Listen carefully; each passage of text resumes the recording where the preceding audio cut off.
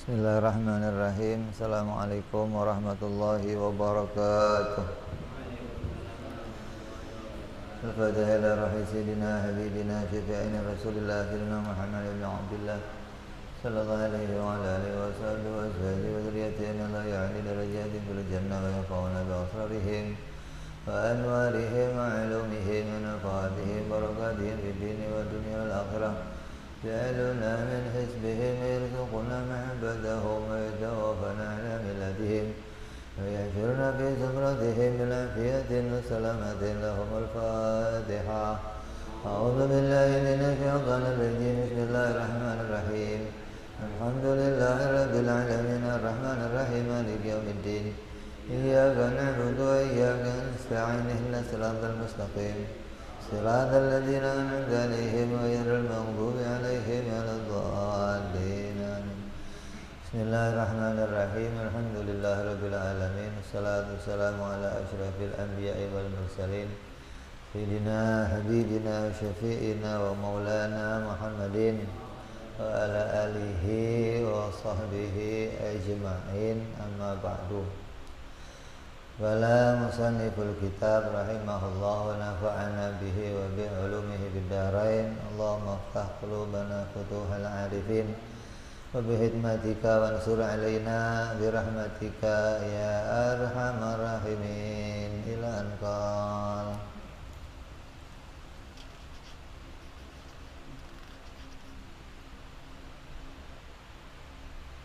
Sampai sifat yang ke-50, yaitu pembahasan tentang perkara jaiz bagi para rasul alaihi wassalatu wassalam. Akidah yang akhir wa tamamul khamsin jawazu wuqu'il aradil basyariyati bihim allati la tuaddi ila naqsin fi maratibihimul aliyah. Itu perkara jaiz bagi para nabi itu adalah bersifat kemanusiaan. Nabi itu boleh-boleh saja bersifat kemanusiaan, tapi tidak semua sifat manusia boleh terjadi pada para nabi. Hanya sifat-sifat yang mulia, yang sempurna, yang tidak sampai mengurangi derajat kemuliaannya. Jadi yang wajib bagi Nabi itu artinya sesuatu yang tidak pernah terlepas dari Nabi. Itu ada 4. Kemarin sudah kita bahas tuh, Siddiq ini nggak pernah terlepas dari Nabi. Amanah, tabligh, dan matonah. 4 sifat yang tidak pernah terlepas dari Nabi. Adapun yang mustahil, sifat yang tidak akan pernah terjadi pada Nabi, yaitu kedzib, khianat, kitman, dan baladah. Mustahil para Nabi bohong, mustahil berkhianat, mustahil menyimpan berita dari Allah, dan mustahil berakal dungu atau telmi atau tidak cerdas. Itu mustahil. Artinya 4 sifat ini tidak akan pernah terjadi pada Nabi. Adapun sifat yang boleh saja ada pada Nabi dan boleh pula tidak ada pada Nabi adalah sifat kemanusiaan, kayak makan, minum, tidur, kawin, pasar, kerja, sakit. Ini sifat yang boleh saja terjadi, boleh pula tidak terjadi pada para nabi. Beda dengan pendapatnya orang-orang Arab dulu. Ketika melihat Nabi, mereka mengatakan, masa seorang nabi kok masih ke pasar, seorang nabi kok masih makan. Nabi harusnya nggak ke pasar, nggak makan. Jadi Nabi harusnya bangsa malaikat gitu loh. Nggak ke pasar, nggak makan, nggak minum, nggak tidur, itu baru utusan Tuhan. Masa utusan Tuhan masih makan minum? Maka kita wajib mengimani bahwa makan, minum dan yang lain-lainnya Nabi adalah perkara jaiz. Boleh saja terjadi, boleh pula tidak terjadi. Hal ini untuk menafikan bahwa para nabi bukanlah bangsa malaikat, tapi bangsa manusia. Seperti difirmankan oleh Allah apa? Min anfusikum. Nabi itu diutus, laqad ja'akum rasulun min anfusikum. Nah, diutus seorang rasul dari bangsa kalian, berarti bangsa manusia. Kalau bangsa manusia ya makan, ya minum, ya tidur, ya kawin, ya kerja, ya sakit. Namanya bangsa manusia. Tapi sifat-sifat Nabi itu bukanlah seperti sifat-sifat kita. Kalau Nabi makan, tetap makannya mulia, nggak kayak makannya kita. Nabi minum, ya minumnya mulia. Nabi kawin juga bukan karena hawa nafsu. Nabi ke pasar bekerja juga menjadi contoh bagaimana caranya manusia berdagang, bagaimana caranya manusia berniaga, karena Nabi adalah suri tauladan untuk manusia. Nah, boleh nggak Allah mengutus seorang Nabi dari bangsa malaikat? Ya boleh-boleh saja. Tapi kalau malaikat diutus kepada kita, maka dia hanya bisa ngasih informasi tanpa bisa ngasih contoh. Akan sempurna ketika diutus seorang nabi dari bangsa manusia. Selain ngasih informasi, juga ngasih contoh. Kalau kamu makan, malaikat ya nggak makan, paling begini makannya nih. Ya nggak bisa nyontohin, paling nunjukin doang. Minum ya enggak, kerja ya enggak, kawin apalagi. Maka akan sempurna seorang nabi diutus dari bangsa manusia. Jadi semua yang dikerjakan nabi dari sifat-sifat manusia itu adalah sebagai contoh. Kalau kita mau tahu cara makan yang baik, ya tiru cara makannya nabi.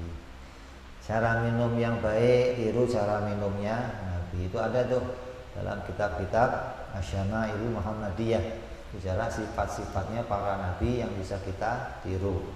Tapi di sini dalam bab akidah kita hanya diwajibkan untuk mengimani bahwa semua sifat-sifat kemanusiaan haruslah sifat-sifat yang mulia. Tidak boleh sifat-sifat yang merendahkan derajat kemuliaannya. Kayak contohnya apa? Nabi sakit. Maka sakitnya harus sakit yang tidak sampai mengurangi derajat kemuliaan. Umpamanya kok ada nabi sakit, tapi sakitnya sampai terhina. Terhina itu maksudnya sakitnya sampai membuat dia dijauhi oleh manusia. Itu sakit yang mustahil. Seperti yang dikisahkan yang terjadi pada Nabi Ayub alaihissalam. Dikisahkan Nabi Ayub itu sakit, lamanya sakit selama 17 tahun. Nabi Ayub nggak pernah mengeluh, nggak pernah minta disembuhkan oleh Allah, menerima apa yang menjadi ujian dari Allah.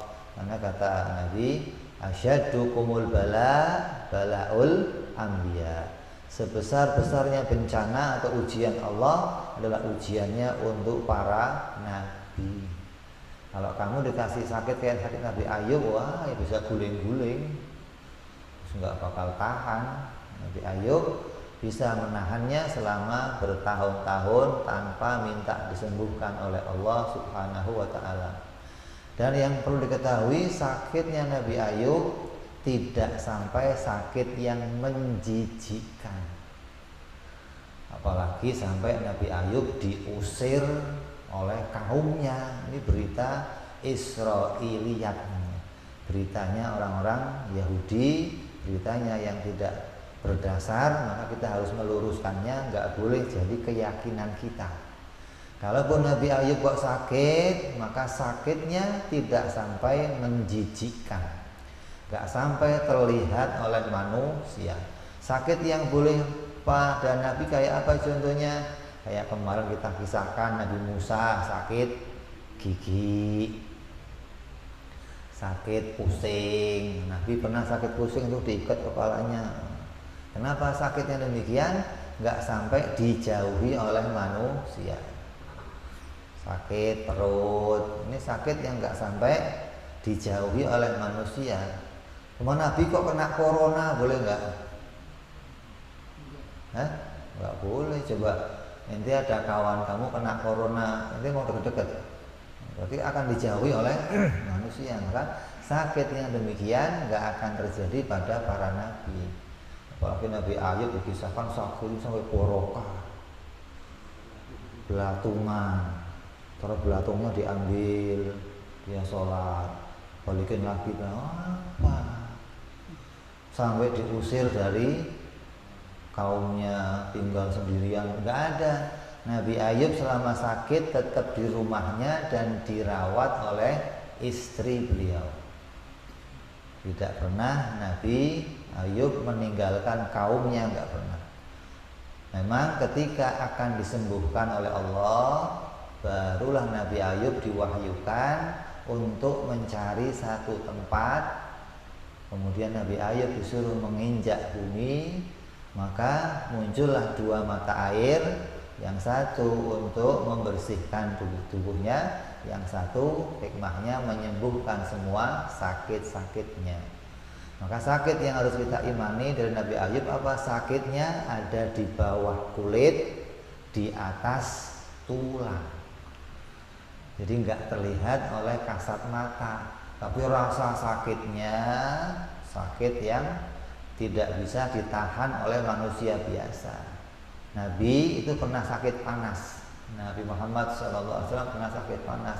Ketika sahabat menyentuh kulit Nabi, kata sahabat, ini mah kayak setrikaan, panas banget. Kalau kamu yang kena begitu, pasti bisa greget sampai. Kenapa? Karena panasnya di atas panasnya rata-rata manusia, tapi Nabi nahan. Itu menunjukkan ujiannya untuk para nabi itu bisa ditahan sekeras apapun ujian yang diberikan oleh Allah, tapi tidak sampai menurunkan derajat kemuliaannya. Nabi Ayub selama sakit tetap di rumahnya dan masih berjumpa dengan kaumnya, tidak sampai diusir oleh kaumnya. Ini cerita-cerita Israiliyat. Itu sakit diantaranya adalah sifatnya bangsa manusia yang boleh terjadi pada Nabi, tapi tidak sampai mengurangi derajat kemuliaannya. Begitu punya sifat yang lain, makan. Nabi kalau makan ya rapi, 3 jari. Kalau makan hanya beberapa suap, paling banyak Nabi makan yang ganjil-ganjil 3 suap, 5 suap, 7 suap. Kalau kita kan enggak, dikit-dikit makan, dikit-dikit makan, bukan makan sedikit, bukan. Enggak makannya sedikit, tapi dikit-dikit makan, dikit-dikit makan, maruk. Minumnya Nabi juga minum yang beradab. Tapi kalau minum duduk, enggak pernah minum sambil berdiri, kecuali minum air Zam-zam yang punya keistimewaan. Begitupun Nabi tidur, tidurnya Nabi ya hanya terkejam matanya, tidak sampai lalai hatinya. Nabi kawinnya nggak pakai hawa nafsu. Semua itu terjadi pada Nabi adalah untuk mencontohkan kepada kita bagaimana sebagai manusia kita menjalankan syariahnya Allah Subhanahu wa ta'ala. Jadi hikmahnya kita mengimani perkara jaiz ada 2. Yang pertama, bahwa Nabi bukanlah bangsa malaikat. Yang kedua, bahwa Nabi tidaklah bersifat dengan sifat ketuhanan. Maka dikatakan abduhu wa rasuluh. Dia adalah hambanya Allah dan utusan Allah. Bukanlah anak Tuhan, bukan bagian dari Tuhan, tapi tetap hamba yang diciptakan oleh Tuhan sebagai bangsa manusia. Ya, jadi sifat yang terakhir yang menjadi sempurnanya akidah kita yang wajib kita imani adalah sifat kemanusiaan bagi para nabi alaihimussalatu wassalam, yaitu sifat bangsa manusia yang tidak sampai menurunkan derajat kemuliaannya. Kalau nabi kok bersifat bangsa manusia yang sampai menurunkan derajat kemuliaannya, maka hukumnya mustahil. Tidak ada perkara jaiz, tapi wajib pada nabi ketika punya sifat bangsa manusia, sifat itu sifat yang menjaga kemuliaannya, tidak sampai Allah memberikan nabi itu sifat-sifat yang mengurangi derajat kemuliaannya. Jadi kalau mau disimpulkan, nabi itu dijaga oleh Allah dari dua perkara. Yang pertama, dijaga oleh Allah dari melakukan yang haram-haram. Dijaga oleh Allah dari melakukan yang makruh-makruh. Maka Nabi nggak sampai melakukan satu kesalahan. Yang kedua, dijaga oleh Allah dari memiliki sifat-sifat yang sampai mengurangi derajat kemuliaan. Artinya nggak sampai punya sifat yang orang itu ngomong, sayang ya kok begitu, nggak ada. Nabi umpamanya buta. Kayak Nabi siapa? Buta Nabi siapa?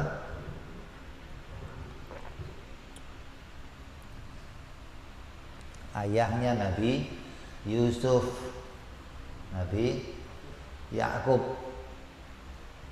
yang diriwayatkan karena banyaknya menangis sampai buta. Nah, kalau Nabi buta berarti cacat dong. Kalau cacat berarti ada kurangnya dong. Nah, itu butanya kenapa bukan buta? Maknanya terhalang oleh air mata. Saking banyaknya menangis hingga penglihatannya terhalang oleh air matanya. Bukan Nabi Ayub, Nabi apa? Yakub buta. Begitupun kisahnya nabi-nabi yang lain, yang ketika kamu mendengar berita itu dari orang-orang Bani Israel, maka harus kamu luruskan ceritanya, jangan langsung diimani. Ambil kisah-kisah yang berasal dari kisahnya Ahlus Sunnah wal Jamaah. Emang kisah itu dari mana, Bib? Dari para mufassirin, orang-orang yang kemudian menafsirkan Al-Quran. Nah, di Quran itu sedikit cerita tentang para nabi, lalu diambillah kisah-kisah dari kitab-kitab yang lain, dari Injil, Taurat, Zabur, yang kemudian kisah-kisah itu enggak disaring lagi dengan akidah Ahlussunnah wal Jamaah, langsung dituliskan dalam kitab-kitab mereka. Tapi kita yang punya akidah yang benar harus meluruskan keyakinan kita, tidak langsung mengimani seperti yang dituliskan dalam kitab-kitab tersebut.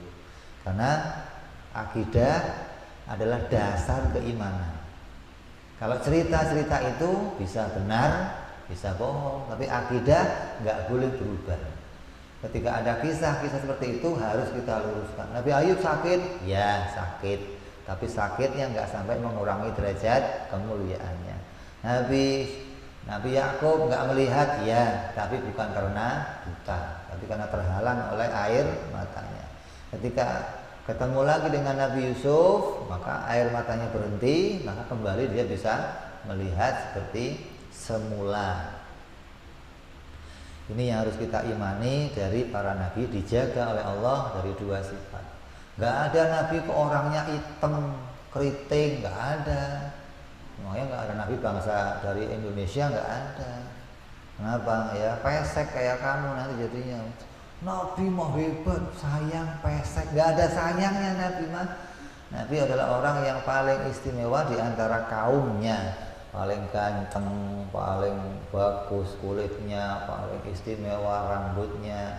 Semua diciptakan oleh Allah dengan kesempurnaan di antara umat seluruhnya, apalagi Nabi kita Muhammad Sallallahu Alaihi Wasallam yang menjadi pemimpinnya para nabi-nabi Allah, makhluk yang paling mulia di antara semua makhluknya Allah Subhanahu wa taala, maka akan mendapatkan penjagaan yang lebih istimewa dari Allah Subhanahu wa taala. Ini yang harus kita imani dari perkara jaiz yang berkaitan sama sifat-sifat nabi-nabi Allah alaihi wassalatu wassalam. Terus sekarang bicara dalil. Wa dalilu wujub bisidqi lahum alaihi wassalatu wassalam. Kita akan bicara dalil. Apa dalilnya kalau para nabi itu wajib bersifat sidik atau benar kalau berbicara, jujur dalam berbicara, tidak pernah melakukan satu kebohongan. Dalilnya adalah annahum, bahwa sungguhnya mereka itu laukudzibu, apabila mereka itu berbohong, lakana khobarullahi ta'ala kadziban, pasti berita dari Allah itu adalah berita yang juga bohong. Kalau Nabi pernah berbohong, berarti Allah juga melakukan kebohongan. Benarnya Nabi disandarkan dengan benarnya Allah. Sedangkan benarnya Allah hukumnya apa? Wajib. Gak ada Allah kok berbohong, gak ada. Allah itu kalau berbicara sesuai dengan ilmunya. Gak ada yang di kalam Allah gak cocok sama ilmunya, gak ada. Maka apa yang diberitakan Allah wajib berita yang benar. Dan Allah yang memberitakan kepada kita kalau mereka para nabi-nabi itu adalah utusannya. Yang ngasih tahu kita bahwa nabi itu adalah utusan Allah ya Allah sendiri. Allah yang membenarkan kalau mereka itu adalah utusan Allah. Artinya ketika nabi-nabi itu ngaku saya adalah utusan Allah, Allah membenarkannya. Nabi Adam ngaku utusan Allah, Allah membenarkan. Nabi Nuh ngaku utusan Allah, Allah membenarkan. Sampai baginda kita Nabi Muhammad SAW ketika mengakui dirinya seorang Rasul itu dibenarkan oleh Allah. Maka li'anna Allah, karena sesungguhnya Allah saddaqa da'wahumur risalah biidharil mu'jizat ala aidihim. Karena sesungguhnya Allah itu membenarkan pengakuan mereka sebagai Rasul dengan menampakkan pada diri mereka namanya apa? Mu'jizat. Apa itu mu'jizat? Mu'jizat itu adalah perkara itu menjadi perkara yang di luar kebiasaannya manusia. Yang gunanya untuk apa? Untuk menantang musuh-musuhnya, untuk mengalahkan musuh-musuhnya. Allah hanya meletakkan mukjizat di tangannya para nabi. Enggak ada mukjizat yang diletakkan Allah di tangannya selain para nabi, enggak ada. Di mukjizat adalah perkara yang luar biasa. Perkara yang luar biasa memang banyak, enggak hanya mukjizat.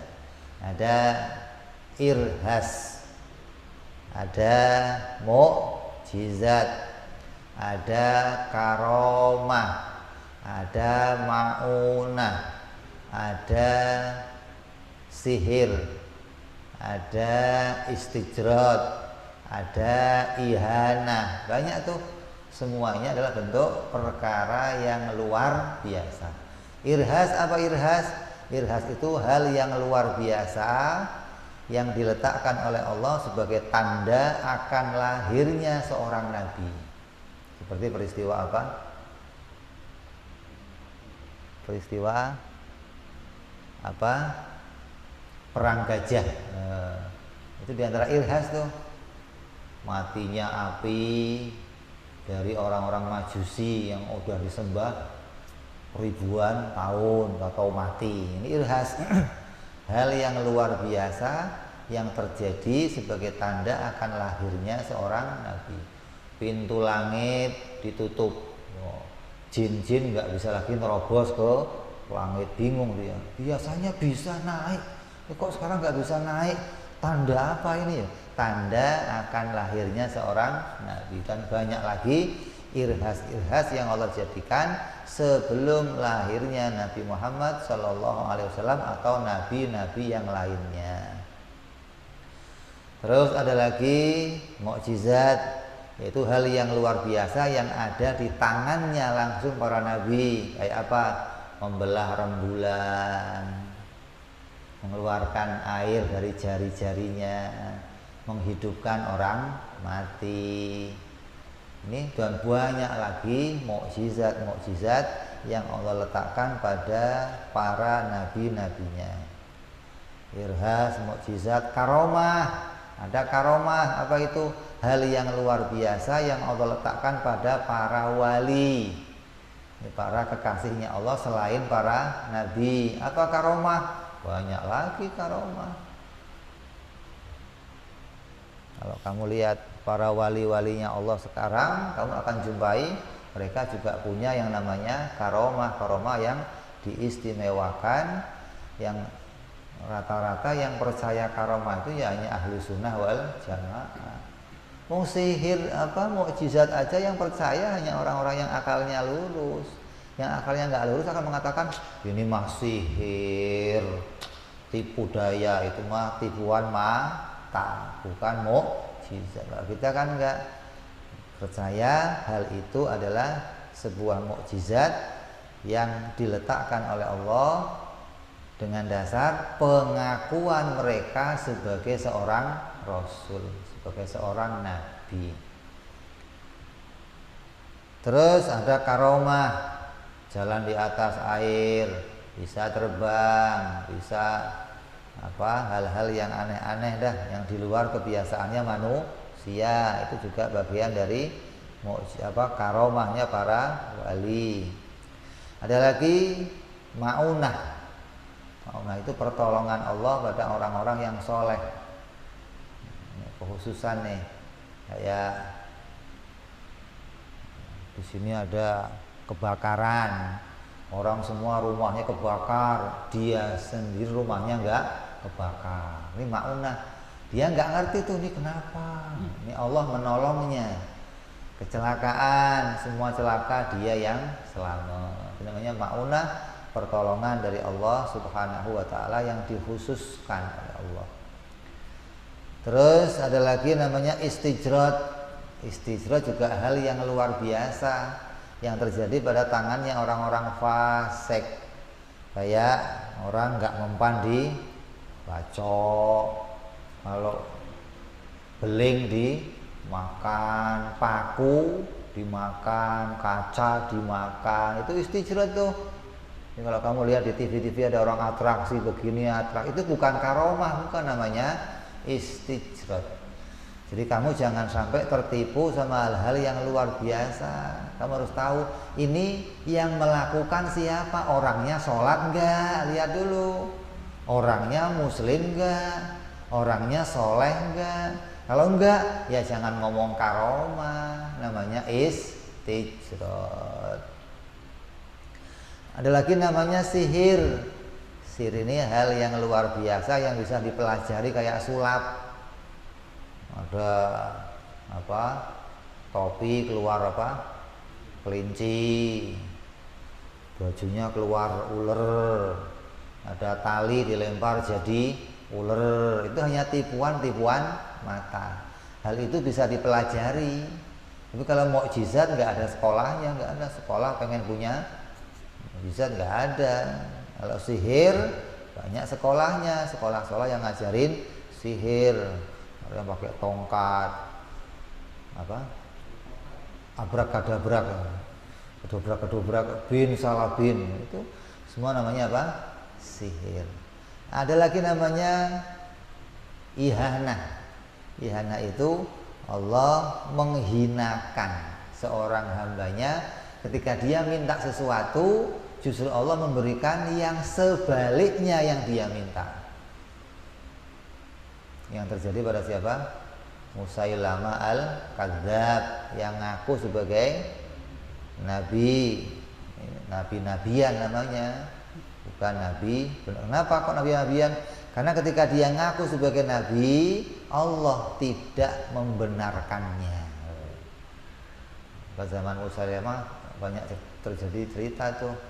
Musailamah pernah didatangi oleh seseorang ngaku, karena Musailamah ngaku sebagai seorang rasul, lalu orang itu minta, Musailamah, kan kamu rasul, Muhammad aja bisa tuh, seorang yang sakit mata diusap langsung sehat, coba saya dong kamu usap biar sehat. Diusap Musailamah, mudah-mudahan disehatkan, malah buta. Namanya apa? Ihanah. Allah memberikan yang sebaliknya.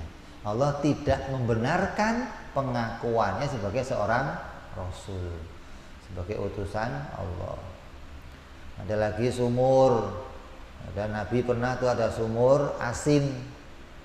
Nabi meludah ke sumur itu, terus sumurnya berubah jadi sumur yang tawar, hingga diminum oleh orang banyak. Musailamah pernah ada sumur yang sat, nggak ada airnya, disuruh Musailamah untuk doa agar keluar air yang jernih untuk bisa diminum oleh masyarakat. Begitu didoain Musailamah, keluarnya malah kotoran. Dia mengatakan darah, dia mengatakan air comberan, hingga tidak bisa dimanfaatkan oleh manusia. Ini namanya ihanah. Allah membalikkan doanya, tidak sesuai dengan apa yang dia minta, tanda Allah tidak membenarkan pengakuannya sebagai seorang rasul. Nah, para nabi itu kalau doa begini, ya Allah, tolong hidupkan orang ini ya Allah dari kematian sebagai tanda aku utusanmu. Maka diusaplah dia oleh Nabi Isa alaihissalam, hiduplah seseorang. Berarti Allah apa? Membenarkan kalau ini betul-betul utusannya Allah. Rasulullah begitu, ya Allah, turunkan rembulan sebagai bukti aku utusanmu. Turun rembulannya. Ya Allah, belahlah rembulan sebagai tanda aku utusanmu. Terbelah rembulannya. Pisah. Pohon sini. Dipanggil pohonnya, datang ke Nabi pohonnya. Tanda dia adalah utusan Allah. Tongkat Nabi Musa dilempar jadi ular, bukan sihir. Bedanya apa? Yang tahu mana sihir dan bukan sihir siapa? Tukang sihir. Yang tahu itu ahlinya ya. Kalau enggak tukang sihir enggak tahu, ini bukan sihir, yang tahu ahli sihir. Kenapa? Sihir kalau dia bikin sebuah ular, maka ular itu nggak akan bisa makan apapun. Kenapa? Karena ular sihir bukan ular beneran.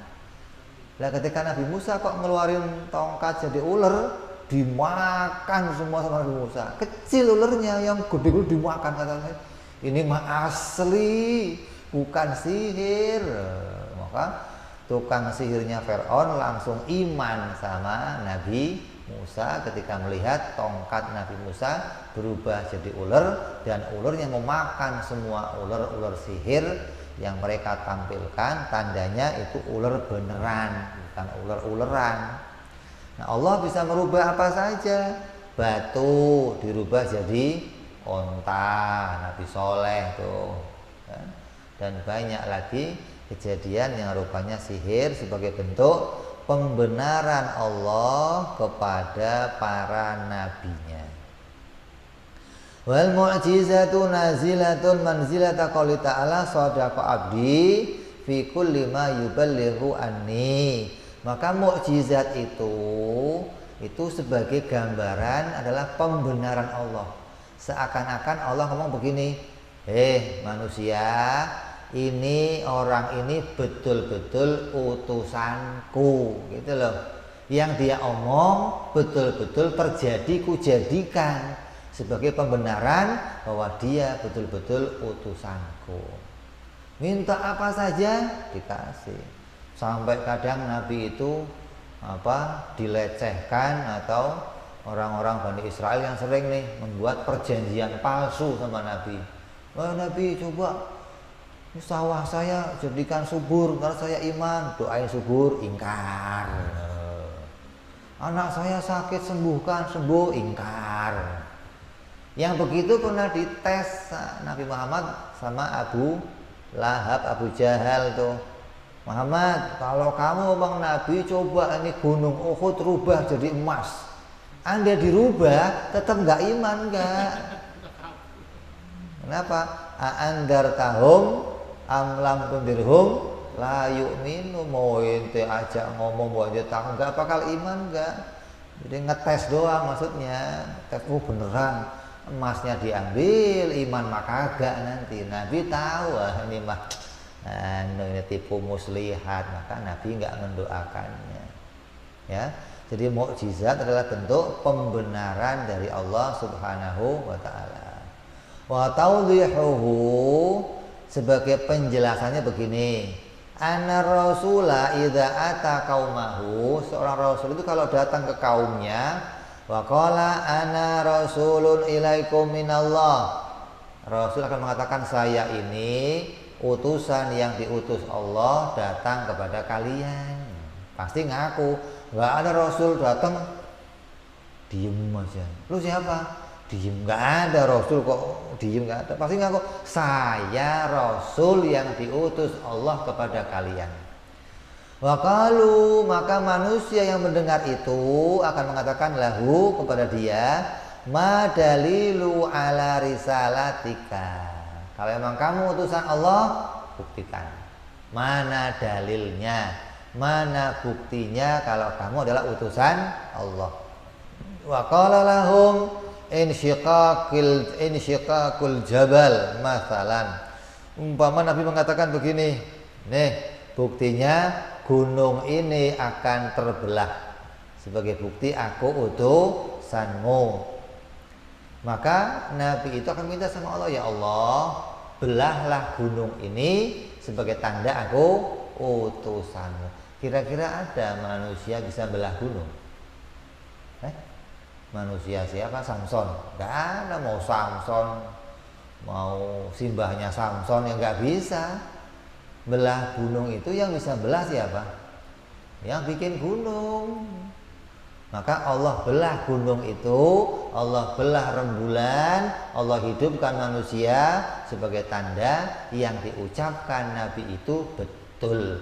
Dia betul-betul utusan Allah Subhanahu wa ta'ala. Fa'idha qalu lahu, kalau mereka masyarakat akan nanya sama Nabi, i'ti bima qulta yashuqullah al-jabal inda qaulihimul al-madhkurah tasdiqan lida'war rasul ar-risalah wa syuqallahi ta'ala al-jabal nazilatun manzilat qauli ta'ala sadaqa abdi fi kulli ma yuballighu anni. Maka kalau mereka mengatakan begini, datangkanlah kepadaku apa yang kamu ucapkan, maka niscaya Allah akan membelah gunung itu sebagai bentuk pembenaran kepada Rasul. Seakan-akan Allah begini, ini tuh betul-betul utusan saya, apa yang diucapkan betul-betul itu datang dari saya. Jadi mukjizat adalah tanda pembenaran dari Allah. Falau kana rasulu kadziban, andai kok Rasul itu melakukan kebohongan, lakana hadzal khabar kadziban, berarti khabarnya Allah memberikan mukjizat kepada para nabi adalah khabar yang bohong. Wal kadzibu alaihi ta'ala muhalun, sedangkan kebohongan bagi Allah itu mustahil. Fayakunu kadzibur rusuli muhalun. Kalau Allah itu mustahil bohong, berarti Rasul yang dibenarkan juga mustahil bohong. Fa idzan tafa'anhumul kadzibu sabatalahumus sidqu. Kalau kamu sudah tahu bahwa Rasul itu nggak mungkin bohong, berarti wajiblah kita membenarkan mereka semuanya. Bahwa mereka adalah orang-orang yang benar, yang diberikan oleh Allah sebuah mukjizat. Jadi dalilnya gampang. Apa sih? Kan kita nggak pernah ketemu Nabi. Buktinya Nabi Muhammad Rasul itu apa? Allah membenarkannya dengan ngasih mukjizat. Nah, mukjizat yang sampai sekarang kita terima apa? Al-Quran. Dan Al-Quran ini mukjizat yang paling dibanggakan oleh Nabi Muhammad SAW. Kenapa? Karena kalau mukjizat yang lain kayak bulan terbelah, gunung terbelah, jarinya keluar air, pohon diundang, ini hanya bisa dijumpai oleh orang-orang yang hidup di masanya, yang melihat dia. Adapun orang setelahnya nggak bisa ngelihat lagi. Tapi Al-Quran mukjizat yang sejak zaman Nabi sampai nanti akhir zaman tidak akan bisa dikalahkan. Artinya nggak akan ada orang yang bisa membuat seperti Al-Quran. Tandanya Al-Quran itu mukjizat, hal yang mengalahkan yang lain. Sampai sekarang udah 1400 tahun nggak ada satupun orang yang bisa bikin seperti Al-Quran.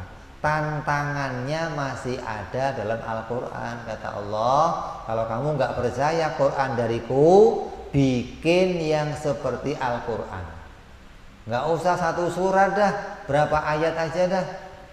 Nggak bisa berapa ayat, satu ayat kamu bikin coba. Pokoknya banyak orang tuh zaman Nabi kan banyak ahli syair. Dianggap, oh ini mah syair, saya juga bisa bikin. Maka mereka bikin syair yang isinya ya hanya syair. Karangan-karangan yang nggak ada hikmah apa-apa di dalam pembicaraannya. Kayak Nabi dalam Quran ada namanya surat Al-Fil, gajah, menceritakan bagaimana pasukan gajah mengalahkan orang-orang Abraha, pasukan gajah yang dikalahkan dengan datangnya apa? Burung ababil. Orang Arab nantang, saya juga bisa bikin surat Al-Fil. Coba, fil, gajah, telinganya besar, telalainya panjang, itu mah cerita apaan? Jadi nggak ada sampai sekarang yang bisa bikin seperti Al-Quran. Tandanya Al-Quran adalah mukjizatnya Nabi. Jadi tandanya Nabi itu adalah utusan Allah, Nabi kita utusan Allah. Tanda yang nyata apa? Allah berikan kepada dia mukjizat. Jadi mukjizat sebagai pembenaran dari Allah kalau dia betul-betul utusannya Allah. Dan mukjizat yang bisa kita lihat sampai sekarang adalah Al-Quranul Karim. Dalil yang pertama. Wa amma dalilul amanah, yang kedua, apa dalilnya kalau Nabi itu amanah? Ay ismatuhum zahiran wa batinan min muharramin aw makruhin, yaitu terjaga zahirnya Nabi, batinnya Nabi dari melakukan perkara yang haram atau perkara yang makruh. Annahum, sesungguhnya para nabi itu lau khanu, apabila mereka berkhianat, birtikabi muharramin au makruhin, andai mereka melakukan hal yang haram atau yang makruh, lakunna, maka pasti kita sebagai umatnya ma'murina bimithli ma yaf'alunahu. Andai nabi ngelakuin yang haram, ngelakuin yang makruh, maka kita sebagai umatnya akan diperintahkan juga ngelakuin yang haram dan kenapa? Karena Nabi itu adalah suri tauladan. Apa yang dikerjakan Nabi, kita pun diperintahkan mengikuti apa yang Nabi kerjakan. Kalau Nabi kok ngerjain yang haram, kita akan diperintah ngerjain yang haram. Nabi diperintah yang makruh, kita akan diperintah ngerjain yang makruh. Wala yasihu an nu'mara bi muharramin au makruhin. Sedangkan kita tidak mungkin diperintahkan ngelakuin yang haram dan yang makruh. Kenapa? Li'anna Allah ta'ala la ya'muru bil fahsya. Karena Allah berfirman dalam Al-Quran, innallaha la ya'muru bil fahsya. Artinya Allah tidak pernah memerintahkan melakukan hal-hal yang keji. Haram maksudnya haram atau makruh. Kalau Allah melarang kita ngelakuin yang haram atau yang makruh, bagaimana mungkin nabinya ngelakuin yang haram dan makruh? Nabi katakan apa? In kuntum tuhibbunallah fattabi'uni yuhibbukumullah. Kalau kamu memang orang yang mencintai Allah, maka ikutilah aku. Nah, kalau kita sudah ikut Nabi, Nabinya ngerjain yang haram, yang makruh, nah gimana mau diikuti? Wong Nabi aja ngerjain yang haram, yang makruh. Maka itu hal yang mustahil. Jadi gampang dalilnya. Apa sih buktinya Nabi itu amanah, nggak pernah ngelakuin yang haram dan makruh? Oh, buktinya kita nggak pernah diperintah ngelakuin yang haram dan makruh. Quran pun melarang kita ngelakuin yang haram dan makruh. Berarti Nabi pun nggak pernah ngelakuin yang haram dan makruh. Maka apabila nampak Nabi kok ngelakuin yang haram, yang makruh, maka itu harus kita luruskan. Itu sebagai penjelasan hukum dari Nabi. Bukan semata-mata Nabi ngelakuin yang haram atau yang makruh. Harus diluruskan. Jadi jangan tuh pernah tuh Nabi ngelakuin yang haram, tuh pernah tuh Nabi ngelakuin yang makruh. Nggak ada. Nabi nggak pernah ngelakuin yang haram atau yang makruh sebagai bentuk berkhianat kepada Allah Subhanahu wa ta'ala. Andai pun nampak, ini hanya penampakan kelihatannya saja ngelakuin yang makruh. Padahal bagi Nabi hukumnya apa? Wajib. Gitu. Kayak apa? Nabi pernah kencing berdiri. Kencingnya berdiri bagi Nabi wajib hukumnya. Kenapa? Untuk menjelaskan hukum kepada kita. Kalau enggak, ya kamu nanti enggak paham. Oh, ternyata kencing duduk itu hukumnya wajib. Padahal kencing duduk hukumnya sunnah. Jongkok itu hukumnya sunnah. Nabi pernah sekali ngelakuin yang apa? Ngelakuin kencing berdiri sebagai penjelasan hukum. Kencing jongkok itu hukumnya sunnah. Dan ketika Nabi melakukannya tidak memungkinkan untuk kencing dalam keadaan jongkok, maka wajib keadaannya berdiri. Nabi pernah wudhu satu kali. Kan sunnahnya berapa? 3 kali. Nabi pernah wudhu sekali. Kan makruh hukumnya. Iya, kelihatannya kalau pada kamu makruh, pada Nabi hukumnya wajib. Kenapa? Untuk menjelaskan hukum kepada kita, agar kita tahu, oh ternyata wudhu yang sekali-sekali hukumnya juga sah, gitu loh. Kalau enggak, ntar dikira wudhu 3 kali hukumnya wajib. Jadi apapun yang nampak pada Nabi ketika kok ngelakuin yang haram atau yang makruh, maka itu penjelasan hukum untuk kita agar kita ngerti hukum yang sebenarnya. Fata'ayyana lahum, maka tentulah yang nyata yang terjadi pada mereka, lam yaf'alu, tidak pernah mereka melakukan hal yang haram dan yang makruh, nggak pernah. Maka yang mereka perbuat apa? Illa ta'ata. Mereka hanya melakukan ketaatan kepada Allah, kepatuhan kepada Allah, imma wajibatan au mandubatan. Jadi Nabi itu ngerjain hanya wajib sunnah, wajib sunnah, wajib sunnah, nggak lebih.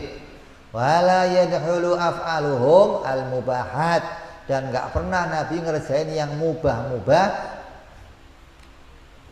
Li'annahum idza fa'alul mubah yakunu li bayani jawaz. Andai Nabi ngelakuin yang mubah, tandanya itu menjelaskan hukum kalau itu boleh-boleh saja kita kerjakan. Tapi Nabi ngerjainnya meningkat jadi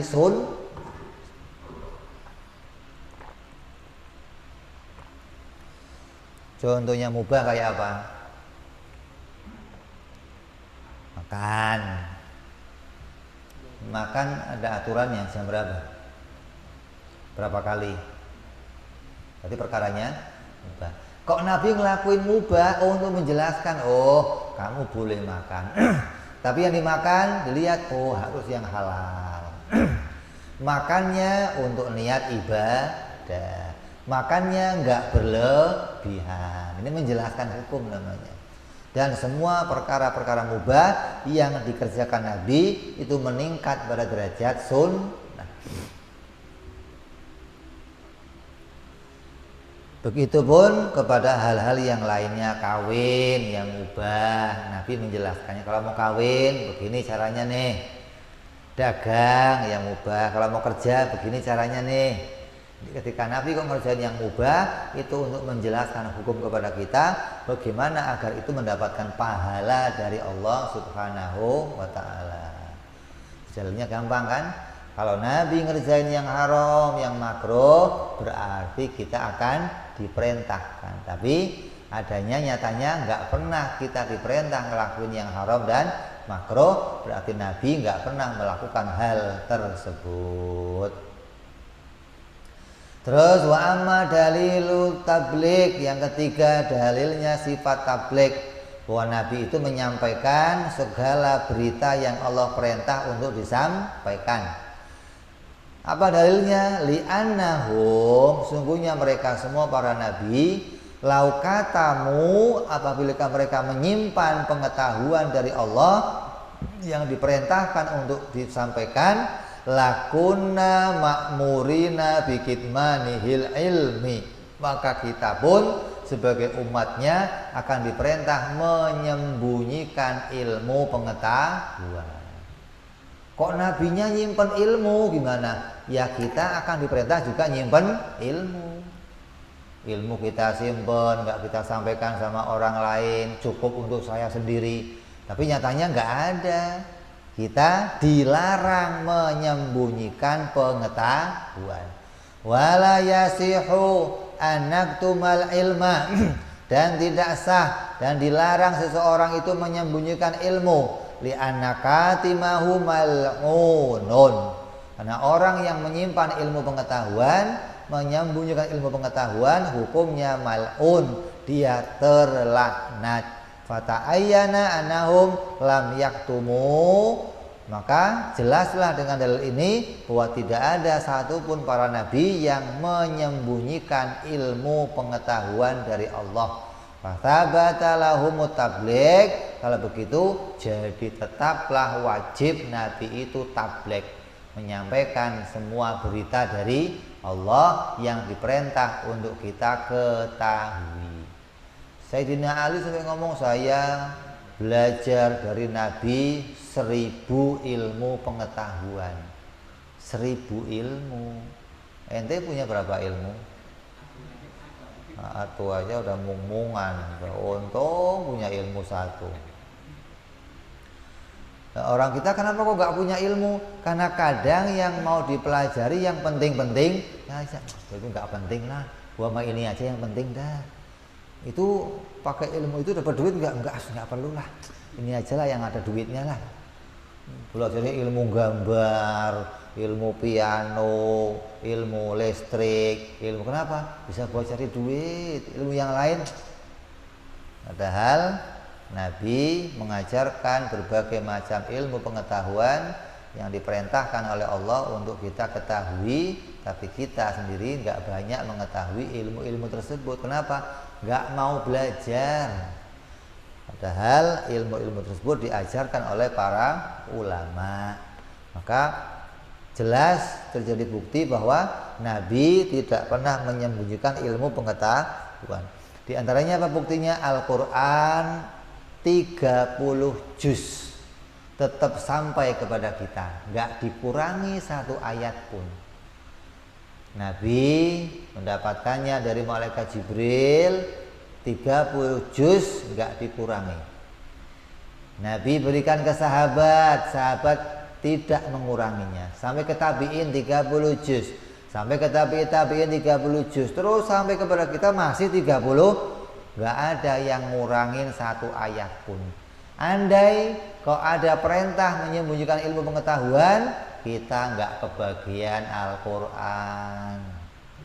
Nanti satu sahabat nyimpen satu surat, sahabat nyimpen satu yang tadinya 114 surat, gua simpen satu dah nih, turun 113. Nanti tabiin nyimpen satu surat, turun kurang. Kita kebagiannya hanya satu surat. Suratnya Yasin doang, buat tahlilan, modal cari pulus, repot. Ngapalnya Yasin doang, nggak ada yang lainnya. Maka sahabat nggak ada yang menyembunyikan ilmu pengetahuan. Beda dengan orang-orang Bani Israel.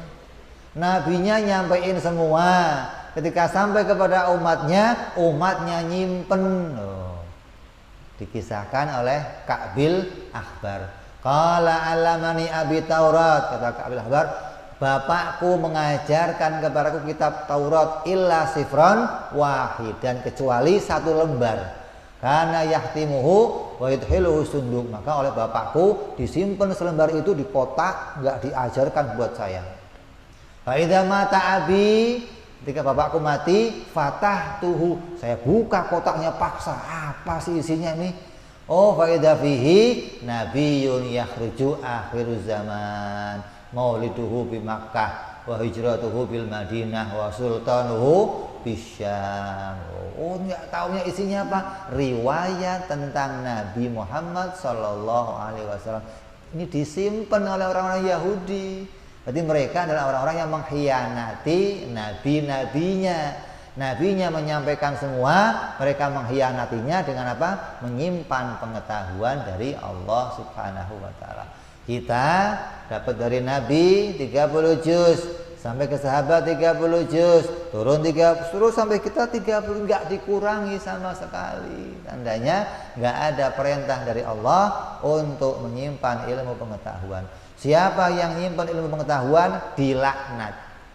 Dilaknat oleh Allah, dilaknat oleh para malaikat, dilaknat oleh seluruh alam semesta ini, karena dia mengingkari apa yang jadi perintahnya Allah Subhanahu wa taala.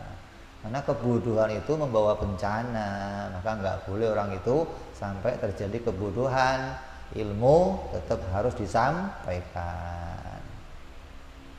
Dengan dalil ini wajiblah kita yakin kalau Nabi Muhammad itu menyampaikan semua berita dari Allah. Jangan sampai kayak orang-orang Syiah yang mengatakan ada yang Nabi simpen, ada yang Nabi belum selesai menyampaikannya, nanti akan diteruskan oleh para imam yang mereka juga menyampaikan wahyu dari Allah. Ini berita yang nggak benar, ya. Jadi kita harus yakin Nabi tidak pernah menyimpan pengetahuan. Andai ada wahyu yang disimpan Nabi, dua tadi, memang itu wajib disimpan atau boleh saja menyampaikan, boleh pula tidak menyampaikan, bukan hal yang wajib disampaikan.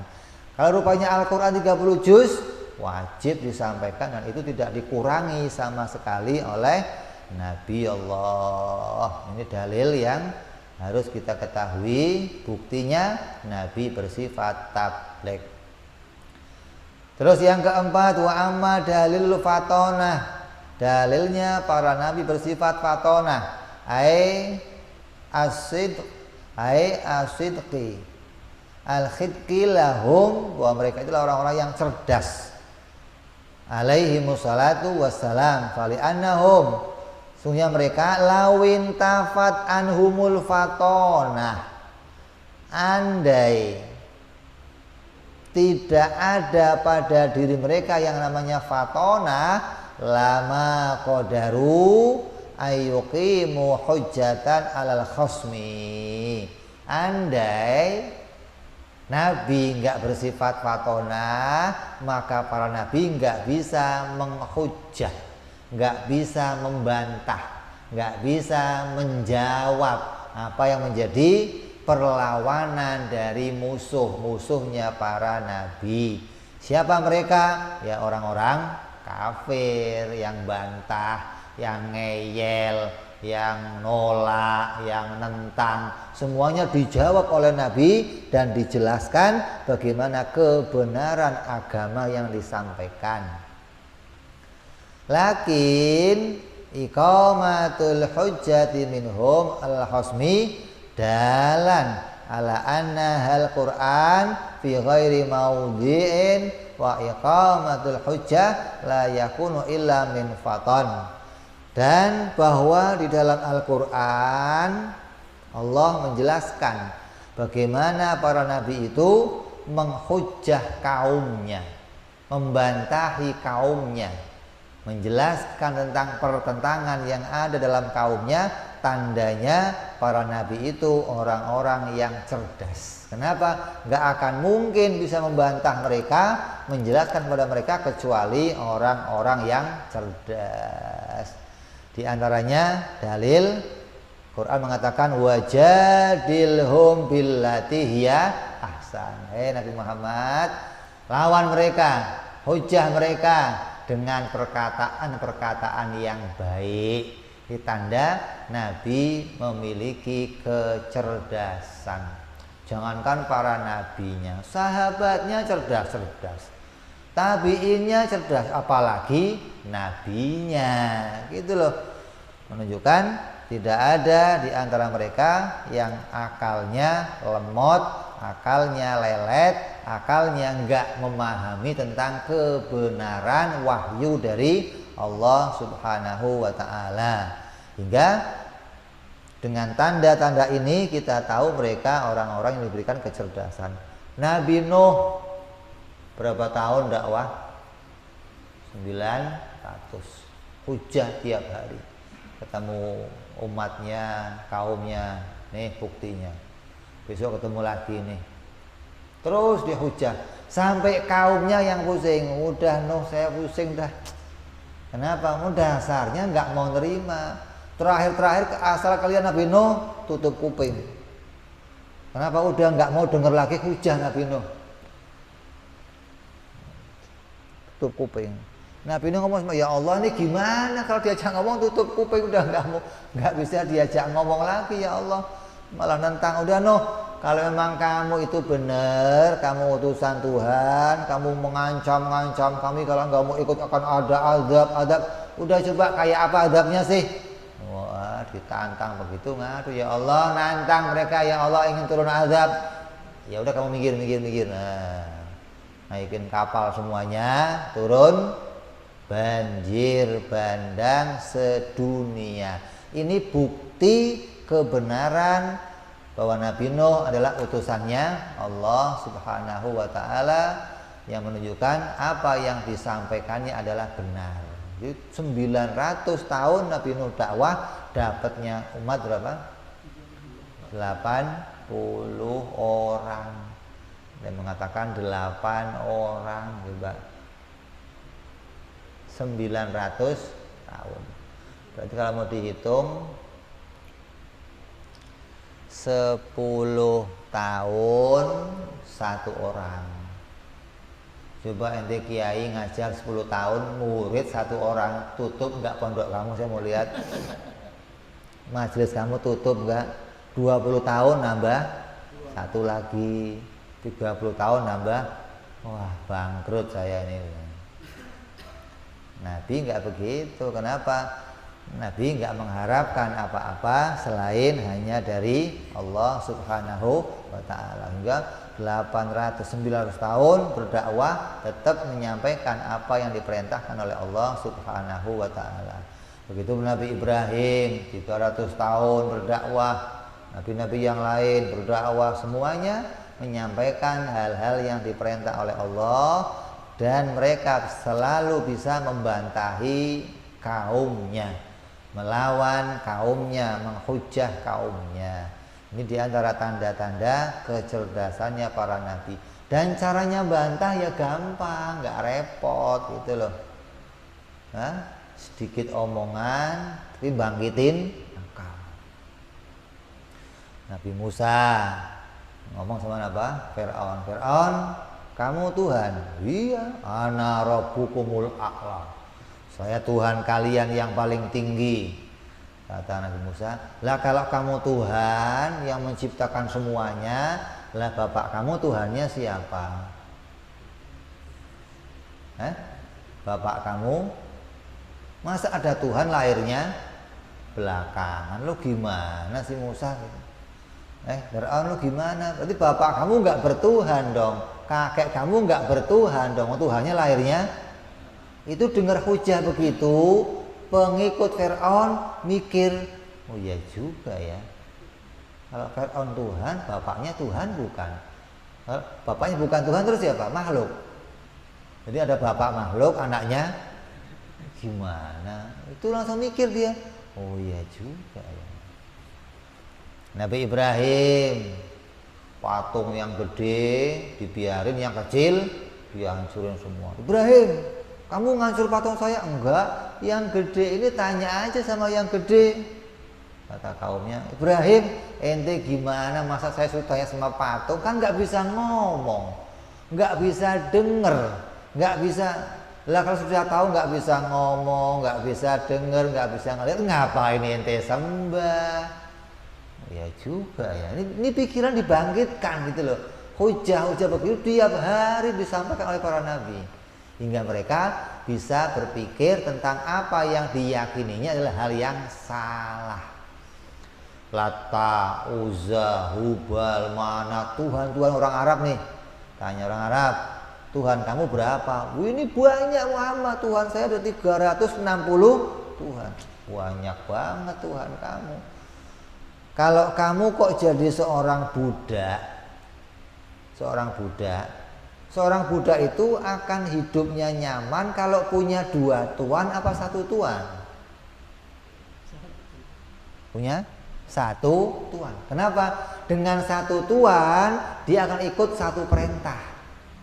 Kalau tuannya dua, satu merintah ke kanan, satu nyuruh, kira-kira kamu gimana? Ya bingung juga. Apalagi Tuhannya banyak, apa nggak keder kamu?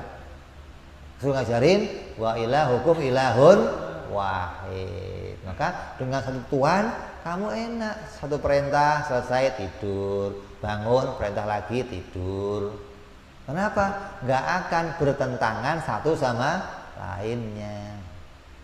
Karena Nabi, ini patung ini Tuhan kamu. Iya. Lah kalau hidungnya copot gimana? Ya saya tambal lagi. Kupingnya copot, saya tambal. Kalau bajunya kotor, saya cuciin. Kok aneh kata Nabi. Kamu itu ngurusin Tuhan, apa Tuhan ngurusin kamu sebenarnya? Harusnya gimana? Harusnya Tuhan ngurusin kamu. Alhamdulillahirabbil alamin, Tuhan yang ngurus seluruh alam semesta. Kok malah kamu yang ngurusin semua Tuhan? Kamu yang jadi Tuhan mestinya. Mereka jadi makhluk kamu. Oh iya juga ya. Ini pikiran ini membangkitkan gitu loh. Hingga mereka sadar, oh berarti saya salah selama ini. Ini hujah-hujah begini hanya bisa dimiliki oleh orang-orang yang fatonah, cerdas. Kalau enggak bisa menghujah begitu kepada kaumnya. Jadi itulah buktinya kalau Nabi mempunyai sifat kecerdasan pada diri mereka. Lengkap 4 dalil kita omong. Dalilnya Nabi Siddiq, dalil Nabi amanah, dalil Nabi tabligh, dalil Nabi fatonah. Yang terakhir dalilnya Nabi bersifat manusia. Apa sih buktinya Nabi itu manusia? Kan saya nggak pernah ngelihat, saya nggak pernah ketemu. Buktinya apa? Wa amma dalilu jawazi wuqu'il a'radil basyariyati lahum. Buktinya para nabi itu bersifat bangsa manusia. Fali anahum, sesungguhnya mereka itu la yazaluna yataraqquna fil maratibihil aliyah al-wuqu'ul amrad, bahwa mereka itu senantiasa dinaikkan oleh Allah derajatnya dengan sifat-sifat kemanusiaan itu. Nabi kan derajatnya selalu naik. Nabi hari ini iman, besok tambah iman. Hari ini mulia, besok tambah mulia, besok tambah mulia. Lah, apa buktinya? Ya mereka pasti punya sifat-sifat yang punya sifat untuk menaikkan derajatnya. Nah, kalau malaikat Sakit enggak? Kawin enggak? Makan enggak? Cari duit enggak? Lah terus naik derajat itu dari mana? Enggak ada alat untuk menaikkan derajat para malaikat. Kalau manusia dia sakit, dia kawin. Kalau kawin gimana? Wah, mestinya ngelus dada doang ente. Apalagi bininya cerewet, bininya nuntutnya macam-macam. Ya sisinya sabar, ya Allah sabar, ya Allah. Naik derajatnya. Sakit sabar, naik derajatnya. Gitu loh. Jadi Allah jadikan para nabi punya sifat-sifat bangsa manusia yang sifat itu menaikkan selalu derajat kemuliaannya para nabi. Contohnya apa? Wuqu'ul amrod, seperti terjadinya sakit kepada mereka. Masalan contoh, ziyadatun fi maratibihimul aliyah, sakit ini adalah menaikkan derajatnya para nabi. Li ajli ayyatasalla bihim ghairuhum, yang mana dengan penyakit itu agar orang-orang lain itu terhibur dengan sakitnya para rasul.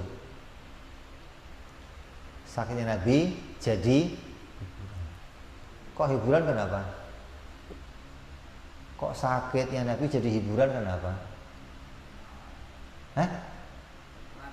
Berat. Ketika kamu melihat Nabi sakit, kamu jadi kurang rasa sakitnya, meringankan sakitnya kamu. Kenapa? Nabi nggak punya salah, nggak punya dosa, nggak ngelakuin yang macam, masih diberikan, apalagi saya. Lihat sakitnya Nabi Ayub, berapa tahun? Ini berapa tahun sakitnya? Pernah sakit 17 tahun pernah? Ringan ya Allah, baru setahun ya Allah. Nabi Ayub ringan jadinya gitu loh. Kamu kok umpamanya sakit, tangannya patah, sakit loh sampai kamu sebelah kamu tangannya hilang. Ya Allah, masih MD udah gak punya tangan loh. Jadi ringan gitu loh. Maka sakitnya para nabi meringankan sakitnya kita. Ketika kita melihat mereka diuji oleh Allah dengan ujian yang berat, kita yang melihatnya jadi merasa ringan dengan sakit kita gitu. Jadi kalau kamu kok pas sakit, terima sakit yang berat, yang apa, lihat sakitnya mereka, maka akan berkurang sakit kamu. Kenapa? Ya Allah, sakit ini menebus dosa-dosa saya ya Allah. Sakit ini ngurangin dosa saya ya Allah. Kenapa? Nabi yang nggak punya dosa, nggak punya apa, masih diberi sakit. Kenapa? Karena itu akan menaikkan derajatnya para nabi dengan rasa sakitnya. Nah kalau kita kan nggak sakit, nggak naikin derajat, tapi menghapus dosa. Mestinya gimana? Untung dikasih sakit, jadinya apa? Ngurangin dosa. Kalau Nabi sakit, naik derajatnya, rasa sabarnya, terima takdirnya Allah, nggak pernah ngeluh. Itu menaikkan derajatnya para nabi.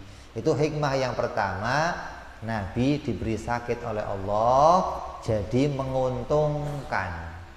Untuk apa? Nabinya dinaikkan derajatnya, kita umat yang melihat terhibur, artinya merasa ringan ketika dikasih sakit, yang sakitnya lebih ringan dari sakitnya Nabi. Kamu dikasih sakit kayak Nabi, wah ya guling-guling bisa. Terus li ajli ayatasalla bihim ghairuhum wa ya'rifal aqilu, maka hal itu akan jadi pengetahuan untuk orang yang berakal, anad dunya laisa darul jaza. Ketika kita lihat Nabi sakit, Nabi kok ke pasar, Nabi susah hidupnya, makannya sedikit, kadang sebulan dapurnya nggak ngebul. Ente pernah? Dapur nggak ngebul sebulan pernah? Minggu aja harim langsung minta pulang. Wah, pulangin aja lah mertua lah, mau apain di sini? Nabi sebulan kadang dapur nggak ngebul. Tandanya apa? Dunia ini bukan tempat pembayaran. Dunia bukan tempatnya seorang diberi upah oleh Allah. Andai dunia tempat diberi upah pahala, mereka para nabi yang pertama dapat kemuliaan, hidupnya akan indah, hidupnya sentosa, hidupnya damai. Nyatanya nggak begitu. Mereka diberi hal yang berat, dapat kepahitan. Nabi pakaiannya sobek dijahit, sendalnya copot dijahit. Tandanya apa? Dunia bukan tempat pembayaran, bukan darul jaza. Kalau ada orang ngomong, saya mau udah sholat, udah puasa, udah zakat, sedekah, hidup masih begini aja. Maunya gimana maunya? Dia paling enggak coba lihat para nabi gitu mestinya. Akan tahu, oh ternyata dunia bukan tempat pembayaran. Tempatnya ujian. Dunia itu sijnul mukminin wa jannatul kafirin. Penjara untuk orang-orang mukmin. Kok penjara? Semua terikat, serba susah. Bangun tidur harus begini, siangnya harus begini, malam harus begini. Itu dunia. Jangan menganggap, oh dunia kok begini amat, kapan dibayarnya? Selama masih di dunia, nggak ada tempat pembayaran. Darul akhirah nanti tempatnya pembayaran. Kata Quran apa? Wal akhiratu khairul laka minal ula. Dan akhirat itu akan jadi hal yang lebih baik dari dunia. Kenapa? Akhirat tempat pembayaran. Akhirat nggak ada lagi kesusahan, nggak ada lagi perintah macam-macam, bebas. Kamu diberi bayaran oleh Allah dengan surga yang selama-lamanya. Jadi ketika lihat Nabi mengalami hal sifat-sifat manusia yang susah, kita tahu dunia bukan tempat pembayaran. Raisa darul jaza li ahbabihi, untuk para kekasih-kekasihnya Allah. Itlau kana darul jaza, andai dunia tempat pembayaran, li ahbabihi lama asabahum syai'un, niscaya para nabi enggak mengalami hal-hal tersebut. Wali-walinya Allah, orang-orang soleh dikasih sakit, dikasih ta'ab hidupnya. Li ahbabihi lama asabahum syai'un min taqadduratiha sallallahu alaihi wasallam, dari kesusahannya hidup di dunia, keruwetan hidup di dunia.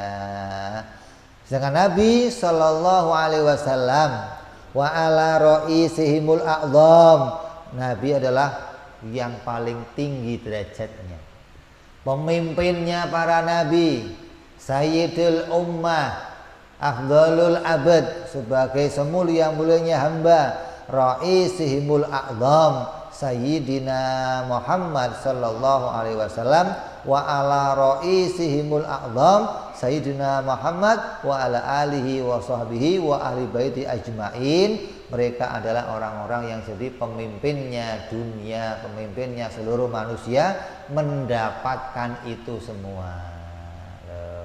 Ini dalil yang gampang. Apa sih buktinya Nabi itu bersifat manusia? Oh, buktinya dengan sifat manusia Nabi terus diangkat derajatnya oleh Allah Subhanahu wa ta'ala. Kan saya nggak ngelihat kalau Nabi itu bangsa manusia. Oh, buktinya Nabi manusia yang lain adalah sifat-sifat bangsa manusia dilihat oleh orang-orang yang ketemu sama Nabi. Siapa? Para sahabat. Sahabat ngelihat Nabi makan, Nabi sakit, hidupnya susah, hidupnya pas-pasan, hidupnya kadang mengalami peperangan, kadang giginya sobek pecah, pelipisnya sobek berdarah, kakinya itu dialami oleh Nabi, dilihat oleh orang-orang yang jumpa dengan Nabi. Terus orang-orang ini menceritakan kepada generasi berikutnya dengan cara mutawatir. Apa mutawatir itu? Mutawatir itu satu kejadian yang diceritakan oleh orang banyak, yang tidak ada kemungkinan kebohongan, gitu. Makanya hadis yang paling tinggi derajatnya hadis mutawatir. Ada hadis ahad namanya, hadis itu hanya diceritakan satu orang, namanya hadis ahad atau hadis gharib. Hadisnya langka, satu orang yang cerita. Nabi pernah ngomong, yang denger dia doang tuh. Hadis seperti ini nggak boleh untuk akidah, hanya boleh untuk fadhail akmal. Untuk hukum wajib ada yang ngomong nggak boleh. Kenapa? Dia doang yang denger, gimana orang mau percaya? Ada hadis tingkat kedua, yang denger 2 orang naik, yang denger 3 orang naik, derajat hadisnya naik. Yang denger 10 orang namanya mutawatir, gitu loh. Hadis yang paling kuat yang didengar oleh banyak orang. Nah, kisah hidupnya Nabi, sifat kemanusiaan Nabi itu dikisahkan secara mutawatir oleh banyak orang. Ceritakan generasi sahabat anaknya mendengar semua, cerita ke tabiin, dengar semua ke tabiin, terus sampai kepada kita, masih terus menceritakan sifat-sifatnya para nabi yang didengar secara mutawatir. Itu dalil bahwa nabi bersifat bangsa manusia. Hikmahnya apa? Nah, baru tadi hikmahnya menaikkan derajatnya para nabi, menjadi hiburan untuk kita. Tahu dunia ini bukan tempat pembayaran, tempatnya ujian. Itu hikmahnya nabi punya sifat-sifat bangsa manusia, ya. Jadi kita sudah buktikan sifat-sifat para nabi. Wajib sidik sudah kita buktikan, lawannya wajib mustahil bohong. Wajib amanah, lawannya mustahil berkhianat. Wajib tabligh, lawannya mustahil menyimpan pengetahuan. Wajib fatonah, lawannya nabi nggak bisa berhujah. Dan jaiznya bersifat manusia. Ini yang jadi sifat nabi, jumlahnya 9. 4 yang wajib, 4 yang mustahil, 1 jaiz. Ditambah lagi 20 wajib pada Allah, 20 mustahil pada Allah, dan 1 perkara jaiz. 41 tambah 9 jumlahnya 50 akidah. Selesai kita bicarakan beserta dalil-dalilnya secara mudah. Maka dikatakan tergantung iman seseorang sahnya atau tidak di akhirat nanti dengan mengetahui ini beserta dalil-dalilnya. Maka jangan sampai kamu nggak tahu sifat-sifat Allah, sifat-sifat Nabi beserta dalil-dalilnya secara ringkas, secara mudah. Kenapa? Orang yang nggak tahu sifat-sifat Allah, sifat-sifat Nabi, nggak ngerti dalilnya, imannya diperselisihkan. Maka kita nggak mau iman kita diperselisihkan. Ya wajib kamu tahu sifat-sifat Allah, sifat-sifat Nabi disertai dengan dalil-dalilnya. Waqad tammatil khamsun, maka telah selesai sempurna 50 aqidatan, 50 akidah biadillatiha dengan dalil-dalilnya. asyarifah al-nadhkura asyai'an mimma yajibu i'tiqaduhu minal umur lati adillatiha sam'iyat. Setelah itu kita akan bicara berikutnya setelah yang 50 apa? Akidah-akidah tentang sam'iyat yang kita dengar beritanya, yang nggak bisa dipikir, datangnya nggak bisa pakai pikiran, tapi dengar dari berita Nabi Shallallahu Alaihi Wasallam. Kalau yang 50 tadi itu adalah akliyah, harus dipikir dan mikirnya pun dengan pikiran yang ringan, pikiran yang mudah. Selesai 50, besok kita sambung bicara tentang sam'iyat. Apa sih berita-berita yang wajib kita imani yang diberitakan Nabi Muhammad Sallallahu Alaihi Wasallam, insya Allah. Wallahu a'lam bishawab. Wa ila hadratin Nabi. Al-Fatihah. A'udzu billahi minasyaitonir rajim. Bismillahirrahmanirrahim. Alhamdulillahirabbil alamin arrahmanir rahim maliki yaumiddin. Iyyaka na'budu wa iyyaka nasta'in ihdinas siratal mustaqim siratal ladzina an'amta 'alaihim ghairil maghdubi 'alaihim waladdallin amin. Ya Rabbana tarafna bi anana tarafna wa anana asrafna la la ashrafna fatub taghsili kulli haubah wastur lana aurati min raati waghfir li walidina rabbi wa mauludina wal ali wal ihwani wa sairil hilani wa kulli dhi mahabbah au jiratin au suhbah wal muslimina ajma' amin rabbi fadlan wa judan mannan la biktisabi minna bil mustafa rasulina dhabi kulli suli salla wa salam rabbi alaihi andal habbi wa alihi wa sahbihi dada tahsi suhbi walhamdulillahi